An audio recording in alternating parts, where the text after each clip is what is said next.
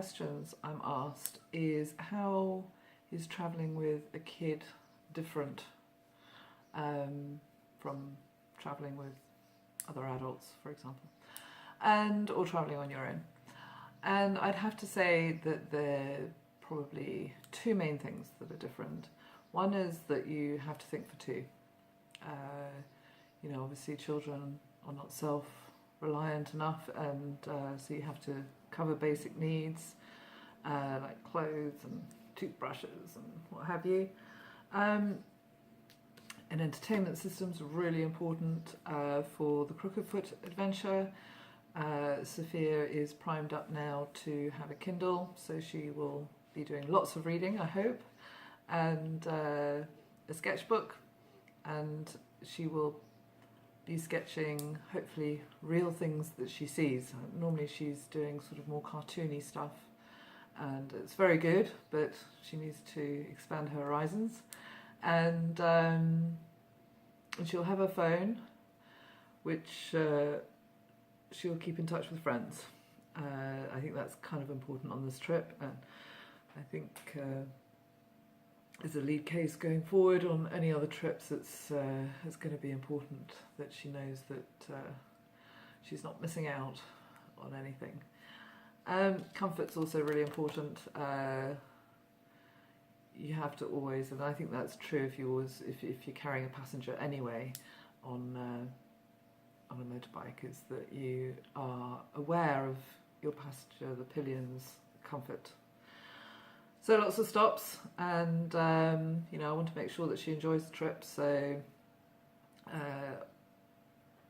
I'm thinking about all these things, and I'm talking to her about it all the time, because it's quite important that she's fully prepared mentally for the journey, that there's no surprises, there's nothing new, and that she's accepted what's going to happen. And weirdly enough, she has accepted that she will be sort of a little bit out of the box with her reading material, her drawing, and that her phone will only have one use. So we'll see. I suspect she'll end up playing games on her phone, but once in a while, I suppose that's not too bad. The second major thing is safety, and obviously with kit, you have to accept that it's a risk. Being on a motorbike and wearing the correct kit can save your life and save the life of the pillion, and it's really important to be wearing the right stuff. Sophia actually would prefer not to wear the gloves. Every time she gets on the bike, she's saying, do I have to wear these? And I'm saying, yes, you have to wear them. If you come off the bike, that could be the end of your hand. So I'm really strict with her about making sure that she's wearing the right kit. When she was riding in the sidecar, it wasn't so important, but now she's riding pillion, it's 100% non-negotiable. Also, when you're driving with a child, particularly I think with a pillion, you feel the sense of responsibility, but even more so obviously when it's a child, and particularly if it's your own child. If you don't feel the weight of that responsibility when you're driving, you shouldn't be driving with a child as pillion, or any pillion in fact. I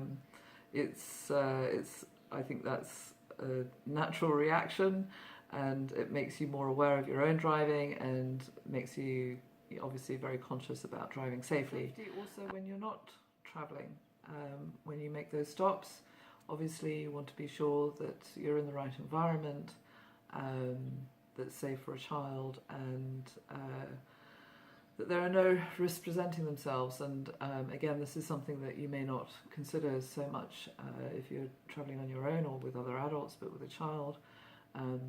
Being safe about your environment is really important, and making sure that you're not in places that could present a risk to their personal safety.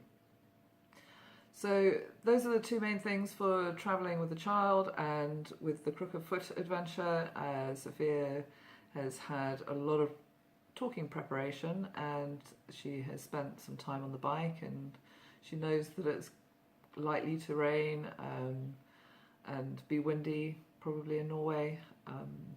mosquitoes. She doesn't like mosquitoes, but that's just one of the discomforts of travel generally when you're travelling like this. And you know, once we're there in the mosquito zone, we will be using all the local remedies to get rid of the mosquitoes.